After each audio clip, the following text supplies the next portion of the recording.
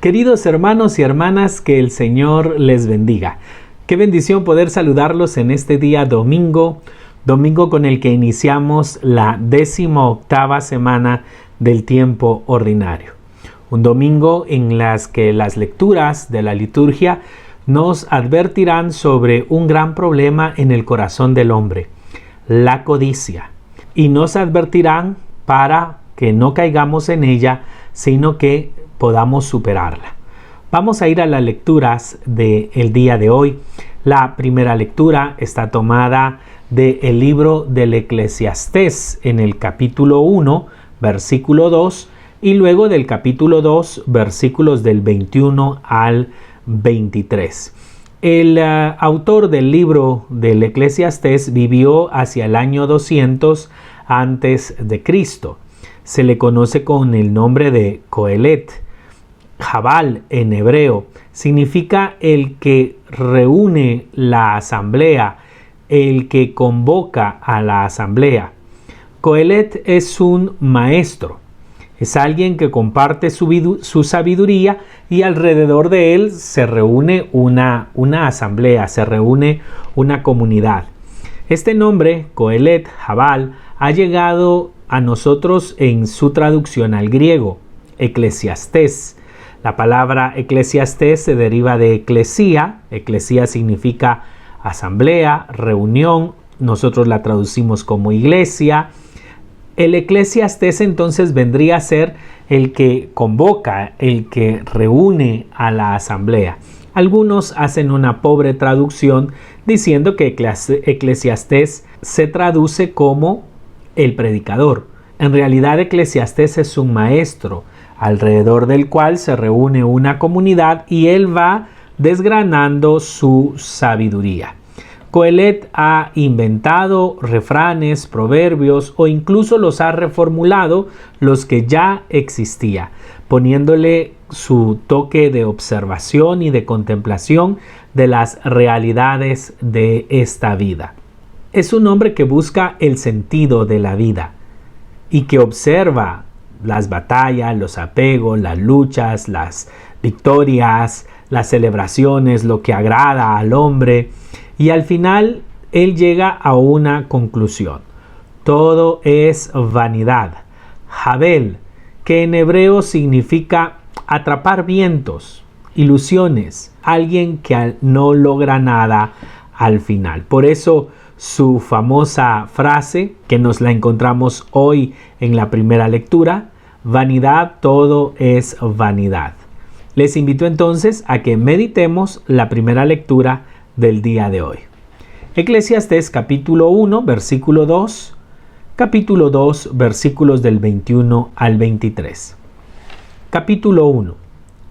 Vanidad de vanidades, dice Coelet, vanidad de vanidades, todo es vanidad. Capítulo 2, versículo 21. Hay quien se fatiga con sabiduría, ciencia y acierto, y tiene que dejarle su herencia a uno que no se ha fatigado. También esto es pura vanidad y grave desgracia. Entonces, ¿qué saca el hombre de todas las fatigas y preocupaciones que lo fatigan bajo el sol? De día su tarea es sufrir y penar, de noche no descansa su mente. También esto es pura vanidad. Palabra de Dios, te alabamos, Señor. En esta primera lectura, Coelet reflexiona sobre la acumulación de bienes, la lucha que el hombre hace toda su vida por tener, por lograr, por conquistar, por poseer, pero al final dice, todo su trabajo lo disfrutará otro que ni siquiera le ha costado. Coelet se está planteando el horizonte de la muerte, que despoja a los seres humanos de todas sus victorias y de todas sus posesiones. En el capítulo 5, versículos del 14 al 15 dirá: como salió del vientre de su madre, así volverá, desnudo, y nada se llevará del trabajo de sus manos. También esto es una cosa lamentable. Tiene que irse igual que vino. ¿Y qué sacó de tanto trabajo? Viento. Qué impresionante. ¿Qué le queda al hombre de todo su trabajo cuando muere? Nada, viento, vacío. No queda absolutamente nada.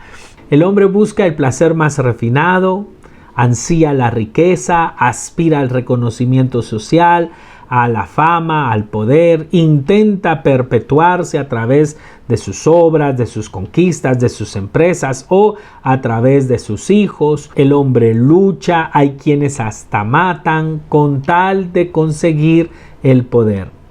La conclusión de todas las vidas, rico, pobre, poderoso, débil, grande, pequeño, al final la conclusión es exactamente la misma. Todo mundo se ve despojado de todo al final de su vida. Yo me imagino que Coelet ha de tener muy fresca en su memoria a Alejandro Magno. Alejandro Magno, que es un personaje que vivió apenas un siglo antes que él, que ha sido famoso por sus conquistas, por sus luchas, y sin embargo, si analizamos su vida, al final todo es vanidad y nada se lleva de esta vida. De hecho, se cuenta una anécdota del mismo Alejandro Magno, quien hacia el final de su vida pediría a sus generales 3 deseos: que su ataúd fuese llevado por los mejores médicos de la época, que los tesoros que había conquistado, plata, oro, piedras preciosas, fueran esparcidos por el camino hasta su tumba, y que sus manos quedaran balanceándose en el aire fuera del ataúd a la vista de todos. Uno de sus generales, asombrado por sus deseos, le pregunta la razón de esos deseos. Y Alejandro Magno le explica: quiero que los más eminentes médicos carguen mi ataúd para así demostrar que ellos no tienen ante la muerte el poder de curar. Quiero que en el suelo quede cubierto por mis tesoros para que todos puedan ver que los bienes materiales aquí conquistados, aquí permanecen. Y quiero que mis manos se balanceen al viento para que las personas puedan ver que venimos con las manos vacías y con las manos vacías partimos, cuando se nos termina el más valioso de todos los tesoros, el tiempo. Seguramente Coelet conoce la historia a la perfección de Alejandro Magno. No sé si esta anécdota es cierta o no. Lo que sí es cierto es que Alejandro Magno le tocó hacer en sentido inverso, o sea, de regreso, el camino que emprendió en su imparable cruzada de conquistas y en el cual fue prácticamente invencible. Le tocó hacer el camino de regreso hacia su casa en una tumba a la edad de los 33 años. Así pues, ¿cuál es el consejo de Coelet? Darnos cuenta que todo lo que desea nuestro corazón, que los apegos, que las ansias de poder, que las ansias de riqueza, que las ansias de placer, al final es vanidad. Nada de eso nos llevamos. La muerte asoma en el horizonte y somos despojados de todo. Ahora bien, Coelet, ¿cuál es su recomendación? No tiene una visión tan negativa de la vida. Invita a disfrutar de los placeres de la vida. Invita a disfrutar lo bella que es esta vida, pero sanamente, con prudencia, con moderación. Y sobre el sentido de la vida, porque quien le preguntara a Coelet, bueno, si todo es vanidad, entonces ¿qué es lo que vale la pena? ¿Cuál es el verdadero sentido? ¿Para qué venimos a este mundo? Pues la respuesta no se encontrará en el libro o en la sabiduría del Eclesiastés o de Coelet, sino que esa respuesta se nos dará en Cristo Jesús, nuestro Señor. Él es el que verdaderamente nos enseñará a no agitarnos detrás de las vanidades ilusorias que son solo atrapar vientos. La segunda lectura. En la segunda lectura nos encontramos con la carta de San Pablo a los Colosenses en el capítulo 3, versículos del 1 al 5 y versículos del 9 al 11. En realidad, hay discusiones si esta carta la escribió o no San Pablo. Sí pertenece por lo menos a uno de sus discípulos más cercanos, quien la firmaría en su nombre. Hay argumentos para creer que es de San Pablo y hay argumentos para dudar de que sea de San Pablo. Por eso está catalogada como una deuteropaulina. Están las cartas protopaulinas, las que estamos seguros que San Pablo escribió de su puño y letra. Están las deuteropaulinas, las que no estamos muy seguros si realmente Pablo las escribiría. Y están las tritopaulinas, que estamos completamente seguros que no fue San Pablo el que las escribió, sin embargo, se le atribuyen también a él. Pues esta es una deuteropaulina. Hay argumentos para pensar que fue San Pablo de su puño y letra quien la escribió. Si fuera así, la escribiría desde Éfeso entre el año 61 al 63 aproximadamente. La intención de esta carta es porque en la comunidad de Colosas parece que han surgido unos maestros de errores que desvirtúan la verdad del Evangelio, y el apóstol corrige todas esas ideas y el apóstol pone a Cristo en el centro de su mensaje. Jesucristo como nuestro Salvador y la fuente de toda verdad. En el texto de hoy anima a los cristianos que saben que lo que debemos buscar todos los discípulos de Jesús es imitar, parecernos a Él, pero que somos conscientes que nos falta mucho. San Pablo en el texto de hoy nos anima a luchar, a continuar, a no desanimarnos en la búsqueda de imitar a Cristo en todos los aspectos de nuestra vida. Vayamos entonces a la lectura de esta carta, de nuestra segunda lectura. Por tanto, si han resucitado con Cristo, busquen los bienes del cielo, donde Cristo está sentado a la derecha de Dios. Piensen en las cosas del cielo, no en las de la tierra, porque ustedes están muertos y su vida está escondida con Cristo en Dios. Cuando se manifieste Cristo, que es vida de ustedes, entonces también ustedes aparecerán con Él, llenos de gloria. Por tanto, hagan morir en ustedes todo lo terrenal, la inmoralidad sexual, la impureza, la pasión desordenada, los malos deseos y la avaricia, que es una especie de idolatría. Versículo 9. No se mientan unos a otros, porque ustedes se despojaron del hombre viejo y de sus obras para revestirse del hombre nuevo que por el conocimiento se va renovando a imagen de su Creador. Por eso, ya no tiene importancia ser griego o judío, circunciso o incircunciso, bárbaro o escita, esclavo o libre, sino que Cristo lo es todo para todos. Palabra de Dios, te alabamos, Señor. San Pablo inicia invitando a los colosenses a pensar en las cosas del cielo y no en las cosas de la tierra. Bueno, esta invitación no se trata de desconectarnos de las realidades y de las necesidades de la vida terrena. No se trata como de vivir únicamente en las nubes pensando en las cosas celestiales, olvidándonos de lo que la Iglesia llama las realidades temporales. No es una invitación a vivir desconectados de la realidad. Para comprender esta invitación de pensar en las cosas del cielo y no en las de la tierra, tenemos que tener claro que San Pablo está hablando sobre el bautismo, que viene meditando sobre el bautismo. San Pablo dice que mediante el sacramento del bautismo el cristiano ha muerto a la vida antigua, es decir, a la vida de pecado, y ha resucitado con Cristo y ha iniciado en él una vida completamente nueva. Por tanto, esta invitación de pensar en las cosas del cielo y no en las de la tierra es una invitación a poner a Cristo en el centro de toda nuestra existencia.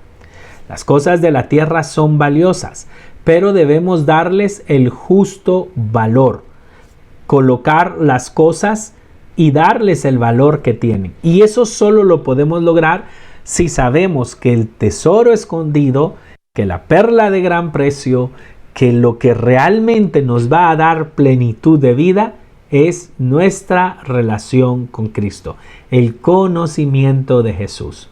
San Pablo dirá que todas las demás cosas frente a Jesús son basura, no porque no valgan, no porque no sean importantes, no porque no sean buenas, sino porque Cristo supera todo.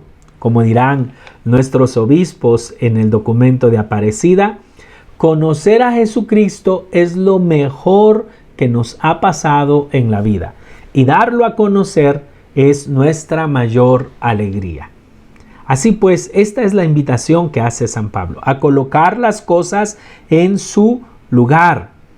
Sin embargo, la experiencia cristiana nos ha demostrado que el cristiano, a pesar de pasar por las aguas del bautismo y recibir la vida de Dios, la gracia de nuestro Señor Jesucristo, pues vamos experimentando siempre nuestra fragilidad, nuestras luchas contra nuestras debilidades, nuestras fragilidades, nuestros propios pecados. Por eso la invitación del apóstol San Pablo a irnos renovando cada día a la imagen de nuestro Creador, despojándonos del hombre viejo que idolatra, que desea, que tiene apegos, que es esclavo de sus placeres desordenados, y buscando revestirnos de la imagen de nuestro Señor Jesús cada día. Esa es la lucha que como cristianos debemos realizar. Cuando seamos capaces de combatir completamente al hombre viejo que apetece las cosas de este mundo, dándoles el valor que no tienen, la importancia que no tienen, y cuando nosotros coloquemos a Jesús en el centro de nuestra vida, solo así aparecerá el hombre nuevo creado según Jesucristo. Ahora vamos al Evangelio. En el Evangelio de hoy, que está tomado del Evangelio según San Lucas, en el capítulo 12, versículos del 13 al 21, una persona se le acercará a Jesús para que le ayude con un problema que tiene, un problema de herencia. Nada nuevo. Como podemos darnos cuenta, siempre el dinero provoca problemas, divisiones, enojos, distanciamientos, rupturas entre hermanos. Se le acerca un joven con un pleito con su hermano. En Oriente es muy común acudir a un sabio, acudir a un rabino para exponer su problema y que él, con su sabiduría, dilucide el problema. Pues bien, los rabinos judíos se sentían halagados y aceptaban con mucho gusto que se les buscara para resolver este tipo de conflictos, de cosas profanas, de cosas temporales. Ellos, conocedores de la ley, de cierta forma, como una especie de abogados, daban su veredicto, resolvían el problema y, por supuesto, recibían el pago de sus honorarios por tal servicio. Con esa costumbre de fondo, este joven se le acerca a Jesús pidiéndole que resuelva el problema entre él y su hermano. Pero Jesús rechazará con todo rigor que se reclame su autoridad para solucionar este tipo de problemas, y aprovechará el momento para alertar a sus discípulos sobre el verdadero problema, el problema que produce división, que produce enojos, que produce pleitos, que produce odios, que produce ambiciones, y es el tema de la codicia. Vayamos al Evangelio del día de hoy. En el nombre del Padre, y del Hijo, y del Espíritu Santo. Amén. Uno de la gente dijo: Maestro, dile a mi hermano que reparta la herencia conmigo. Jesús le respondió: Amigo, ¿quién me ha nombrado juez o árbitro entre ustedes? Y les dijo: estén atentos y cuídense de cualquier codicia, que, por más rico que uno sea, la vida no depende de los bienes. Y les propuso una parábola. Las tierras de un hombre dieron una gran cosecha. Él se dijo: ¿qué haré si no tengo dónde guardar la cosecha? Y dijo: haré lo siguiente: derribaré los graneros y construiré otros mayores en los cuales meteré mi trigo y mis bienes. Después me diré: alma mía, tienes acumulados muchos bienes para muchos años. Descansa, come, bebe y disfruta. Pero Dios le dijo: necio, esta noche te reclamarán la vida. Lo que has preparado, ¿para quién será? Así le pasa al que acumula tesoros para sí y no es rico a los ojos de Dios. Palabra del Señor. Gloria a ti, Señor Jesús. Dos hermanos que no logran ponerse de acuerdo por un problema de herencia. Ni es extraño, ni es nuevo, ni es un caso único.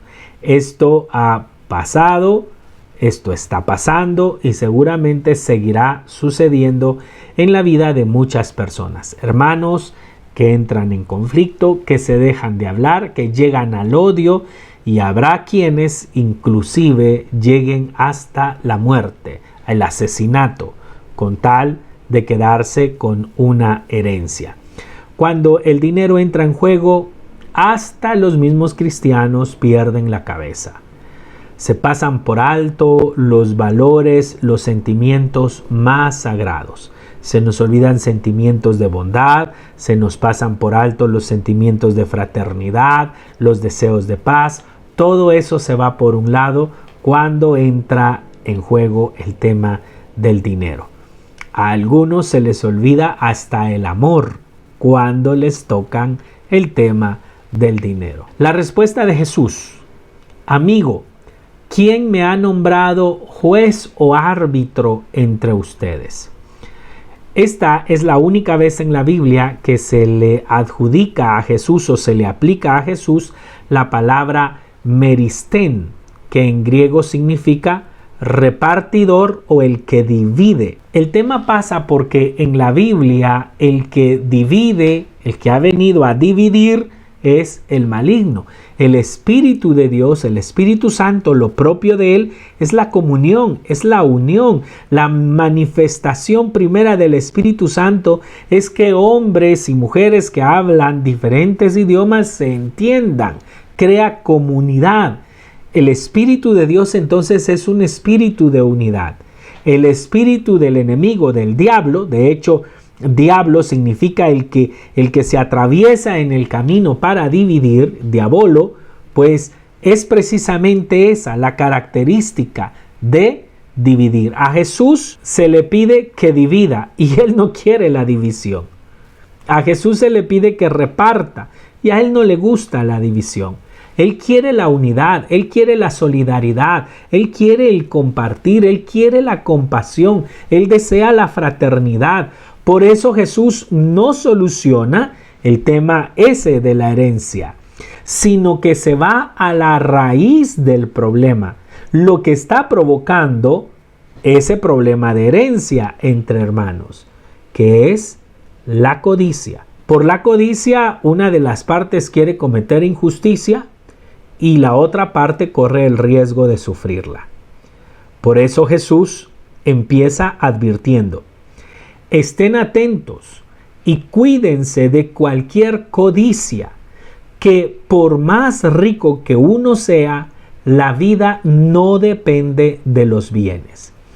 Jesús, como buen médico, decide curar el corazón enfermo del hombre y diagnostica la causa de la enfermedad, lo que provoca todas las divisiones, la corrupción, las amarguras, las envidias, los enojos, las frustraciones, las injusticias, y es la codicia. Cuando hablamos de la codicia, debemos situarnos en el mundo de los deseos. En el libro del Éxodo leemos, Éxodo 20:17, no codiciarás los bienes de tu prójimo, no codiciarás la mujer de tu prójimo, ni su esclavo ni su esclava, ni su tesoro ni su asno, ni nada que sea de él. De estas palabras, la Iglesia ha deducido 2 mandamientos de la ley de Dios. El 9º mandamiento, no consentir pensamientos ni deseos impuros, y el 10º mandamiento, no codiciar los bienes ajenos. Y decimos que cuando hablamos de codicia nos situamos en el mundo de los deseos, porque no se dice deja de hacer esto o no hagas esto otro, como es el caso de los otros mandamientos, no robar, no matar, no mentir. Ahí se trata de hacer cosas. Acá es no codiciar, que es equivalente a decir no desearás la mujer de tu prójimo, no desearás los bienes de tu prójimo, no desearás nada de lo que le corresponde a él, de lo que es suyo. El tema de la codicia es algo muy serio, porque no es lo mismo que te digan no hagas esto o no hagas lo otro, que de alguna u otra manera está un poco más bajo tu control, que te digan y que te den órdenes con respecto a lo que deseas. Porque el mundo de los deseos, la gran mayoría de veces, no lo decidimos nosotros. Lo que deseamos no lo decidimos nosotros, en gran parte por lo menos. La codicia es ese sentimiento o instinto egoísta de acaparar cosas. Eso es la codicia. El texto griego utiliza la palabra pleonexías, que se traduce como avaricia, ambición, algo exigido. Vean todo lo que va atrás de la palabra codicia, una ambición, algo que yo me exijo. ¿Han escuchado ustedes la frase de aquel famoso narcotraficante colombiano, don Pablo Escobar Gaviria, que se dice que un día, siendo muy joven, se prometió que si en 5 años él no tenía $1 millón entre su bolsa, se pegaba un tiro? O sea, es una ambición desmedida, es algo que me exijo lograr, pero es por mi ambición. Es una meta a lograr fruto de mis deseos desordenados, fruto de mi ambición de poseer. La codicia la podemos describir como un colmar toda necesidad. Quiero que pongan atención en esta definición. La codicia es un colmar toda necesidad. No es suplir toda necesidad, sino colmarla, es decir, en exceso. Por ejemplo, tenemos necesidad de comer, pero la codicia es querer comer la carne más fina en un vuelo privado, en tu propio avión, cuando te diriges a Italia y vas de aquí de Centroamérica y te sientes el rey del universo, el rey de todo el mundo, porque tú sí puedes darte ese lujo. Eso es codicia. Sentirte más que los demás, desear más que los demás, desear todos los placeres, colmar tus necesidades. No te basta con conducirte la necesidad básica de transporte, no, quieres el mejor carro, quieres el carro del año.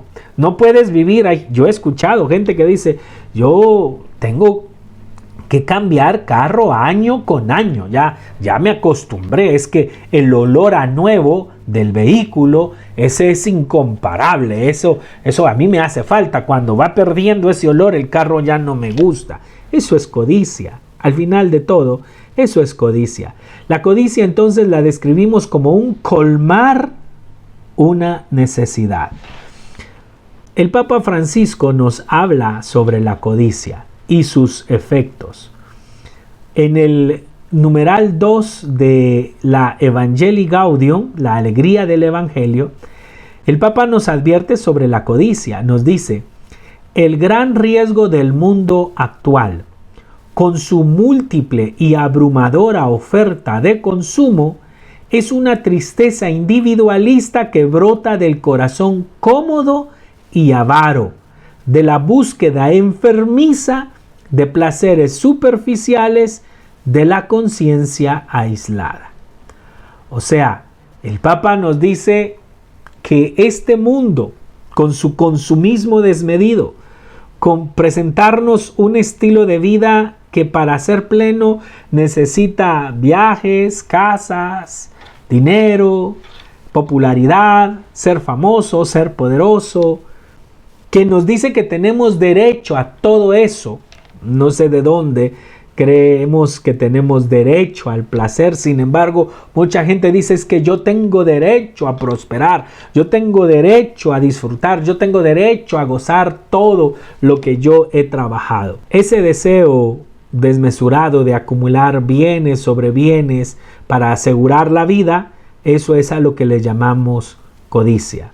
El codicioso o los codiciosos se olvidan de una verdad elemental: que los bienes de este mundo no pertenecen a los hombres, sino a Dios, que los ha destinado a todos.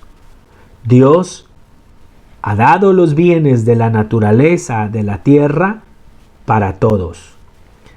Quien los acapara para sí, quien acumula más de lo necesario sin pensar en los demás, trastorna el proyecto creador de Dios.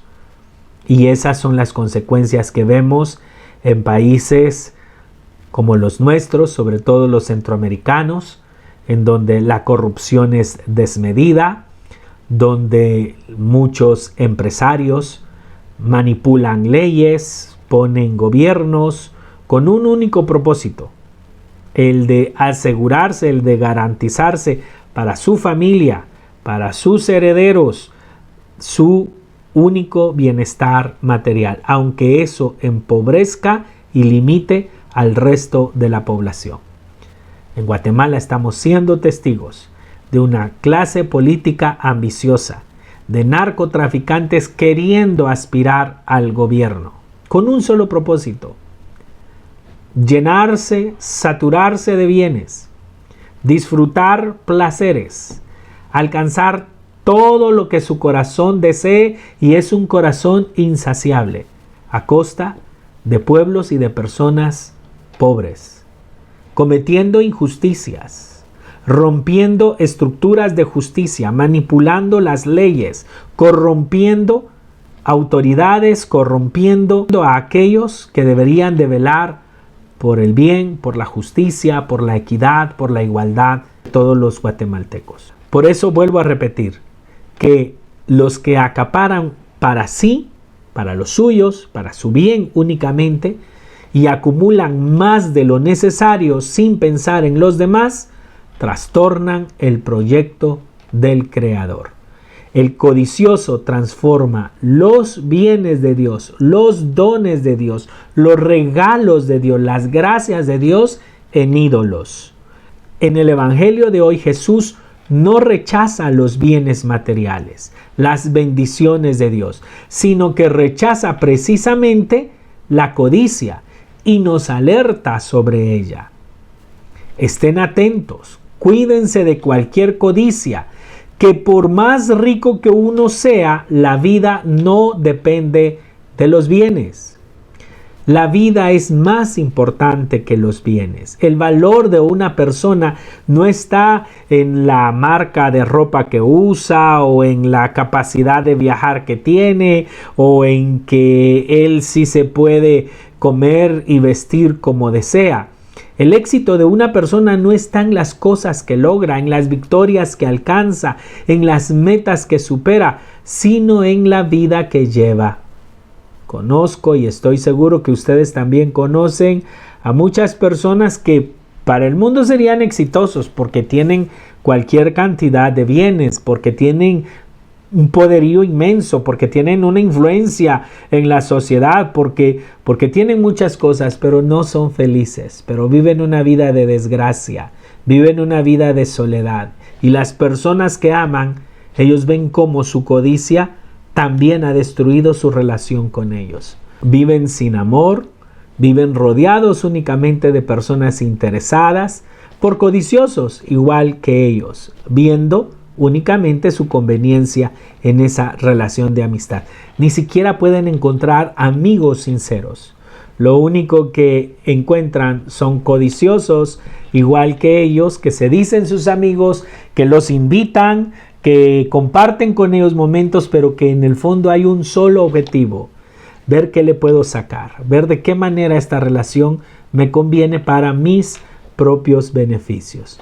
Una tristeza y un vacío total. Por eso Jesús nos invita, en medio de este mundo codicioso, a no perder de vista lo más importante, que es el reino de Dios. Para Jesús esa es la herencia más importante para el ser humano.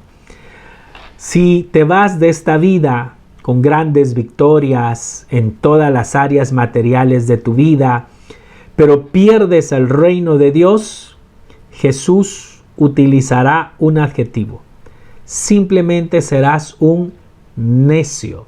En el griego original se utiliza la palabra insensato.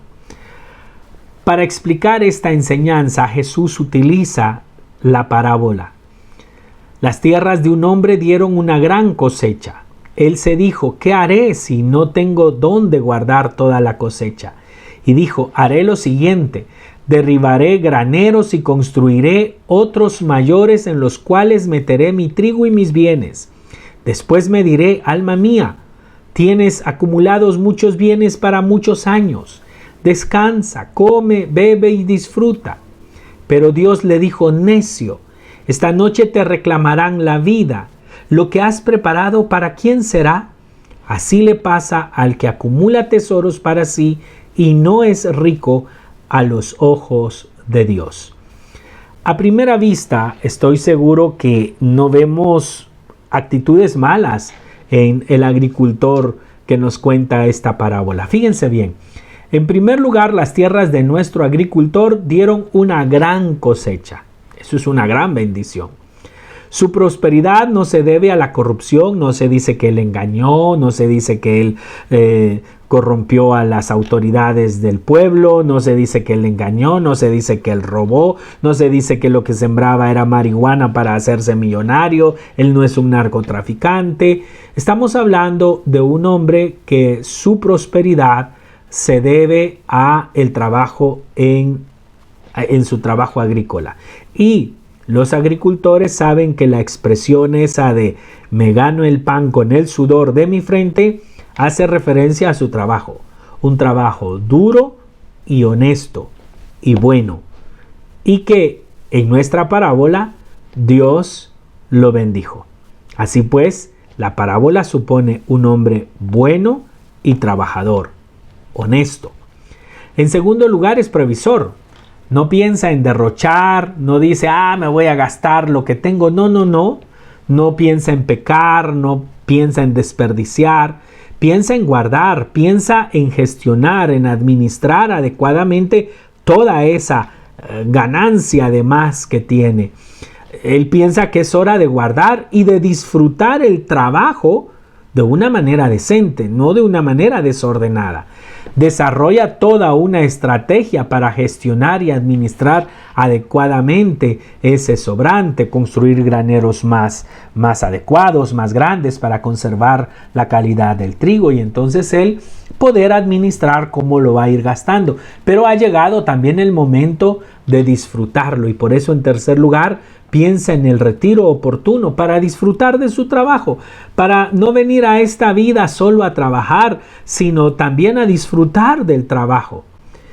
Este agricultor, si viviera hoy, seguramente sería contratado fácilmente como un CEO de cualquier gran empresa, un administrador, un gerente. Lo que él logró es lo que escuchamos que todos debemos lograr en la vida, en las redes sociales, con estos nuevos motivadores, gurús de la economía, pastores de la prosperidad, hacedores del bienestar. Son lo que nos dicen que nosotros debemos de lograr. Es lo que nos ponen como metas, como vida ideal. Este hombre, el agricultor de nuestra parábola, lo logró.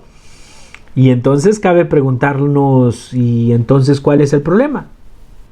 ¿Por qué este hombre es colocado como un mal ejemplo? ¿En dónde está lo malo? Para descubrirlo tenemos que poner atención a la parte central de la parábola. Y la parte central es ese largo diálogo interior que este hombre sostiene consigo mismo.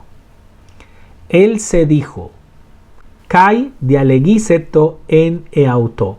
Literalmente significa ir razonando dentro de él. La parábola nos sitúa entonces en el mundo de sus deseos, en su mundo interior. Y ese razonamiento empieza con una palabra clave, tipo y eso. ¿Qué haré? Él inicia preguntándose: ¿qué hago? En realidad él tiene dos alternativas. La primera alternativa es, ante la abundancia de la cosecha, pues derribar los graneros que tiene y construir otros más grandes para llenarlos. Esa es una alternativa. Pero tiene una segunda, la de llenar los graneros que ya tiene y con el sobrante compartir. Esta segunda alternativa jamás la van a considerar los codiciosos. Un corazón codicioso jamás se plantea la posibilidad de compartir cuando ya sus necesidades están cubiertas. Y esta es la diferencia de un hombre que se deja llevar por los criterios de este mundo y sus deseos, y un hombre, una mujer que se dejan llevar por la palabra de Jesús. Ellos comprenden que esta vida no es solo tener, que esta vida no solo es cuidar, que esta vida no solo es tener, que esta vida no solo es lograr, poseer, sino sobre todo construir el reino de Dios. El cristiano sabe que el don más precioso que tiene es la oportunidad de construir el reino de Dios. Un reino de Dios donde todos queremos vivir, porque es un reino donde ya nadie tendrá hambre, ya nadie tendrá necesidad, donde no habrá enfermedad, donde no habrá muerte, donde no habrá sufrimiento. Pero para ello yo debo salir del campo de mis deseos, de mis intereses personales, de mi egoísmo, de mi comodidad, de mi conveniencia, y comprender que si Dios a mí me ha bendecido, es para que yo pueda ser una bendición para todos aquellos sus hijos que claman su ayuda. Hay personas que Dios convierte en respuesta para aquellos que claman su ayuda. Así pues, que la equivocación de nuestro agricultor es haber optado por la primera posibilidad, la de derribar graneros para guardar todo lo que sobraba y así aumentar su riqueza, acumular más, disfrutar más, tener más, poder más. Ese es el problema. Cuando sucede eso, Dios deja de ser nuestro Padre y nosotros ya no nos consideramos hermanos de los demás, sobre todo de los más necesitados. Al contrario, nos estorban, nos molestan, y por eso si se mueren o se acaban, mejor. Nos convertimos en personas materialistas, y lo irónico de esta parábola es que es una persona materialista hablando con su alma, con su yo espiritual. Una persona materialista hablando con su conciencia, con su espiritualidad. Por eso es que el diálogo final con su alma es muy interesante. Después me diré: alma mía, Tienes acumulados muchos bienes para muchos años. Descansa, come, bebe, disfruta, te lo mereces. Es tu trabajo, no se lo robaste a nadie. Es lo que corresponde. Ánimo, disfrútalo. Y aquí es donde Jesús empieza a orientar su enseñanza, porque este diálogo de nuestro agricultor ya aparece en el Antiguo Testamento, en el libro de la sabiduría. ¿Aplicado sabe a quiénes? Correcto, a los insensatos, a los necios. Sabiduría capítulo 2 versículos del 1 al 7. Se dijeron razonando equivocadamente: la vida es corta y triste, y la muerte del hombre irremediable, y no se sabe de nadie que haya regresado del abismo. Nacimos casualmente y luego pasaremos como quien no existió. Nuestro aliento es como el humo y el pensamiento chispa del corazón que late. Cuando ésta se apague, el cuerpo se volverá ceniza y el espíritu se desvanecerá como suave brisa. Por eso, a disfrutar de los bienes presentes, a gozar de las cosas con ansias juvenil, a llenarnos del mejor vino y de perfumes, que no se nos escape la flor primaveral. Voy a traducir este texto del libro de la sabiduría. La vida es una tómbola, tómbola. La vida es para disfrutarla. La vida es para gozarla. Mira, muerto el perro se acaba la rabia. No sabemos si hay otra vida. Así es que lo único seguro es lo comido. Conclusión: aprovechate, gaviota, porque después de esta no hay otra. Así pues, este es el razonamiento de los insensatos, de los locos. De ahí que Dios interrumpa el diálogo interno de este nuestro agricultor para llamarlo Afrón, que significa insensato, uno que no reflexiona con inteligencia, que es necio, tonto. Con esta parábola Jesús enseña a los suyos que cualquier proyección hacia el futuro que no cuente con Dios jamás va a tener éxito. Un dato curioso de este diálogo interno es que es un monólogo de 59 palabras, de las cuales 14 las utiliza para referirse a sí mismo, es decir, al yo, a lo mío. En otras palabras, estamos delante de un hombre egoísta. Pareciera que no tiene familia, porque en ningún momento dice: oye, con todo lo que tengo voy a viajar con mi familia, voy a disfrutar con mi esposa. Todo este logro es para disfrutar con aquellos que amo. Voy a compartir con mis hermanos, con mis primos. Ni siquiera se plantea el hecho de decir: voy a agradecerle a mis trabajadores que han trabajado. Si ha habido más cosecha, seguramente han trabajado más ellos. Entonces, que ellos también lleven algo de más bendición a su casa. Jamás se plantea a alguien más. En el diálogo interno que tiene, aparece él y únicamente él y sus conveniencias. Los demás están. Seguramente tiene esposa. Seguramente tiene hijos. En el pueblo de Israel, no tener esposa, no tener hijos, es no tener bendición. ¿Para qué sirve todo esto? Pero este hombre, teniéndolas, vive como que si no los tuviera. Están allí, pero no los ve.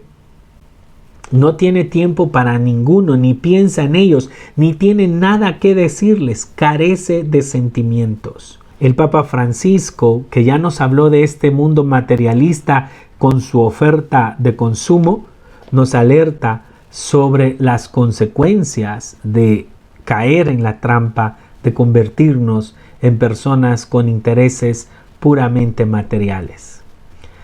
Cuando la vida interior se clausura con los propios intereses, ya no hay espacio para los demás, ya no entran los pobres, ya no se escucha la voz de Dios, Ya no se goza la dulce alegría de su amor, ya no palpita el entusiasmo por hacer el bien. El codicioso está obsesionado con cosechas y con graneros abarrotados. Esa es su obsesión. El bien, Dios, el amor, los demás, la ayuda, la alegría de ayudar a alguien, el sentir que has dejado la huella en la vida de alguien, eso ya no le importa al codicioso. Ya no hay espacio para las personas y tampoco hay espacio para Dios. Dios quedará solo para temas de bendición, de prosperidad, de superación, de éxito. De eso, háblame Dios todo lo que quieras, de promesas. Pero si me hablas de compartir, si me hablas de amor al prójimo, si me hablas de qué me sirve ganar esta vida si pierdo mi alma, ¿de qué le sirve al hombre ganar esta vida si pierde su alma? Es mejor perder esta vida y ganar mi alma para la vida eterna. Ese tipo de temas se lo dejamos a otros. Yo sigo en mi loca carrera de querer tener más de lo que necesito, acumular más para mí y para mis propios intereses. Los bienes se convierten entonces en ídolos que yo he creado para llenar los vacíos que me rodean.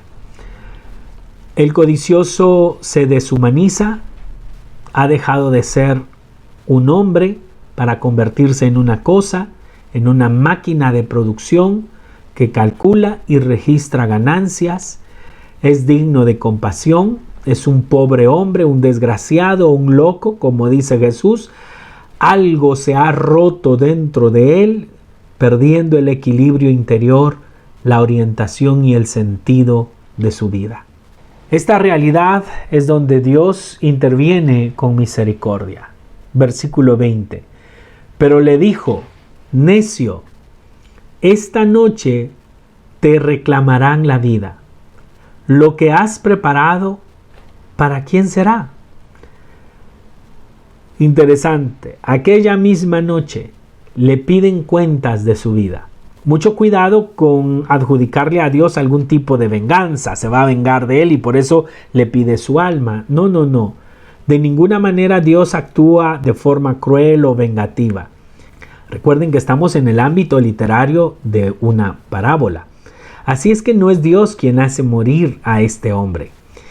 La realidad es de que estos hombres se mueren por sus preocupaciones. Los mata la angustia, su estrés. Pero no es una angustia y estrés de no tengo, no puedo. Es una angustia y un estrés por tener más, por disfrutar más, por asegurarse la vida. Porque Dios ya no tiene interferencia en su vida, únicamente depende de ellos. Y si ellos no tienen, y si ellos no guardan, ¿qué va a ser de ellos? De tal manera que todo se lo deben proveer ellos mismos. Dios no cuenta en sus vidas. De tal manera que es esta angustia, este estrés, estas penas, son las que angustian y matan a los codiciosos. Sufre el pobre porque no tiene, pero también sufre el ultramillonario para mantener sus ganancias que jamás disfrutará ni él ni sus 4 generaciones siguientes, porque ya es demasiado, pero sigue preocupado, estresado, trabajando 14, 18 horas al día para poder acumular y producir cada día más y más y tener necesidad de más graneros, más espacio donde guardar todo lo que produce. El Papa Francisco nos sigue advirtiendo sobre esto. Muchos caen en el consumismo, en la codicia, en la avaricia, en la envidia, en el querer más, y se convierten en seres resentidos, quejosos, sin vida. Esa no es la opción de una vida digna y plena. Ese no es el deseo de Dios para nosotros. Esa no es la vida en el Espíritu que brota del corazón de Cristo resucitado, nos dice el Papa. Así pues, Jesús introduce en la parábola a Dios para hablarle a sus oyentes sobre los valores que vale la pena cultivar en la vida y cuáles son efímeros y engañosos. Quien vive para acumular tesoros, para enriquecerse en demasía, está loco. El agricultor no ha tenido presente el momento de su muerte. Y es que es allí, en la muerte, donde sucede la expropiación de todos los bienes. Cuando pasas por la aduana de la muerte, ahí se te confiscan todos tus bienes. No puedes llevar nada para la otra vida. Los bienes nos engañan porque eliminan de nuestra mente el momento de nuestra muerte. Claro, cuando más gozamos, cuando más tenemos, cuando más podemos, cuando menos sufrimos, cuando más disfrutamos, es cuando menos se nos ocurre pensar en el momento de nuestra muerte. Entonces el codicioso piensa, pero es que yo solo estoy trabajando para dejarle a mis hijos todo lo que necesitan. Error. También se te olvida que ellos también pasarán por la aduana de la muerte. Y también serán, igual que tú, expropiados de todos los bienes que hayas podido acumular para ellos. E irán a una vida eterna detrás de tus pasos. Por eso Coelete en la primera lectura nos decía que las riquezas solo son vanidad, solo son un atrapar viento, porque al final ni siquiera sabemos en realidad quiénes serán los que disfrutarán del fruto de nuestro trabajo. Para finalizar, ¿cómo debería de haber actuado entonces el agricultor de nuestra parábola? Jesús responde a esta pregunta con el final de la parábola. Así le pasa al que acumula tesoros para sí y no es rico a los ojos de Dios. ¿Qué significa eso de ser rico a los ojos de Dios? Muy sencillo.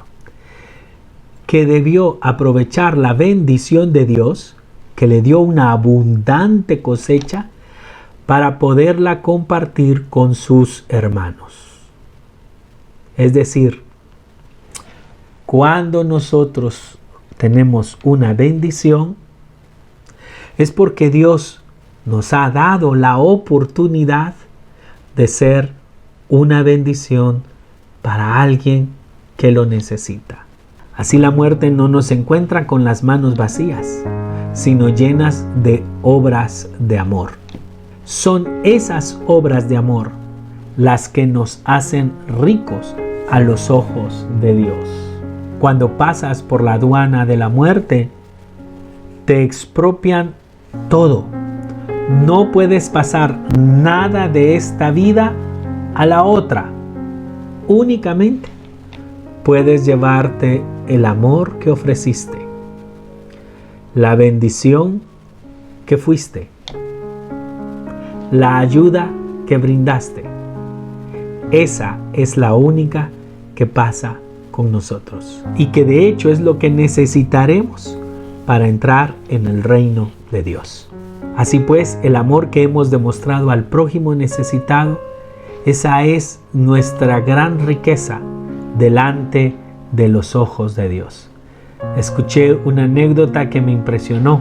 Decía que para entrar al cielo, todos nosotros necesitamos cartas de recomendación de un necesitado, de un angustiado al que nosotros hayamos ayudado.